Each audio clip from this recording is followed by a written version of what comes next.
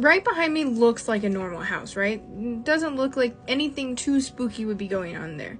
But what if I told you this house behind me actually used to be one of the most haunted places in Indiana? And I say used to be because Zach Baggins, you know, the guy from Ghost Adventures, bought this house behind me.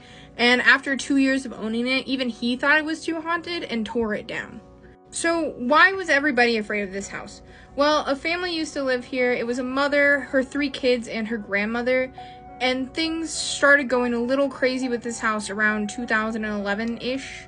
It started off small. They would hear footsteps, doors would close, lights would turn on, and then it got worse. Those footsteps would leave muddy footprints all over the house that no matter how many times they cleaned it, they would just reappear. And the flies. There were always these massive black flies, no matter what time of year, swarming all over the house. It doesn't stop there, though. Soon, the kids started hearing voices, and some of the kids were even found locking themselves in closets, talking to these strange voices. Eventually, the kids started speaking in those strange voices themselves, and one kid was even found levitating off their bed. So, with all of this happening, a lot of the kids unfortunately began to miss school because they were feeling so exhausted from being terrified and tormented by whatever was in this house all night long.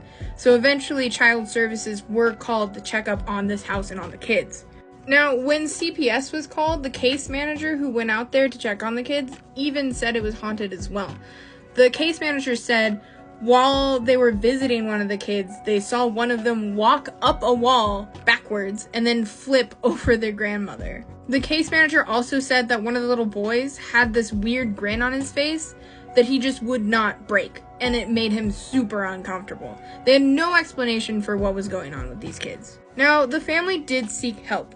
They got a few priests to come in and exorcise the house, but that didn't make anything better.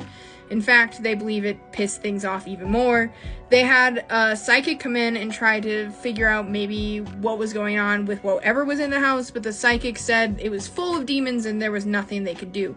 They even tried to get the police involved. Now, when the police came in, they were all originally skeptical of ghosts, but after being in this house, that changed, and they were super freaked out by it. A lot of the police officers said they heard voices. One police officer tried to take pictures around the house, but anytime he took a picture, it came out blurred or with a weird mist, and they had no explanation for that. One of the police officers was curious enough to get a voice recorder and record while he was in the house, and he picked up a strange, deep voice saying hey to him, but that voice was not familiar to him. He said that he was totally alone when he was recording in that room, that there was no other police officer, it didn't even sound like another police officer, and it definitely wasn't any part of the family that was picked up on that voice recorder. Now, eventually, that family decided to just give up and move, and that's when Zach Baggins bought the house.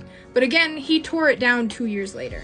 So my question is, what was going on with this house? People say that when they pass by the empty lot where it is now, you still get a bad feeling. So what was up with it? Why was it so aggressive and terrifying?